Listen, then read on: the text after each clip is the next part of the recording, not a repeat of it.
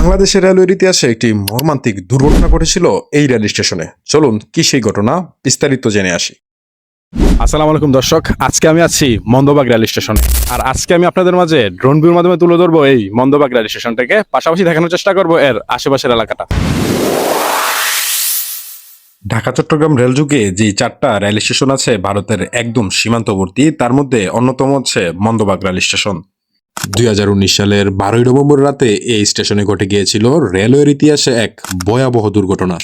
ঢাকাগামী তুনা নিশিতা এবং চট্টগ্রামগামী উদয়ন এক্সপ্রেসের মধ্যে মুখোমুখি সংঘর্ষে নিহত হয় 18 জন মানুষ, আহত হয় শতাধিক মানুষ, যা ছিল রেলওয়ের ইতিহাসে এক ভয়াবহ দুর্ঘটনা। তারপর থেকেই মন্দবাগ ট্র্যাজেডি নামে সারা বাংলাদেশে ছড়িয়ে পড়ে এই রেল স্টেশনের নাম। তবে যাই হোক, কসবাড়ি অঞ্চল থেকে কারা কারা আমার ভিডিওটি দেখছেন অবশ্যই কমেন্ট করে জানাবেন। তবে মজার বিষয় হচ্ছে, এত সুন্দর একটা রেল স্টেশন, তবে এখানে ট্রেন থামে কেবলমাত্র একটি। তবে সত্যি বলতে রেল স্টেশনের পরিবেশটা খুবই সুন্দর। পরবর্তীতে আপনি কোন রেল স্টেশনের ভিডিও চান অবশ্যই কমেন্ট করে জানাবেন। আর আজকে আমাদের করা এই ভিডিওটি আপনাদের কাছে কেমন লেগেছে সেটাও কমেন্ট করে জানাতে ভুলবেন না।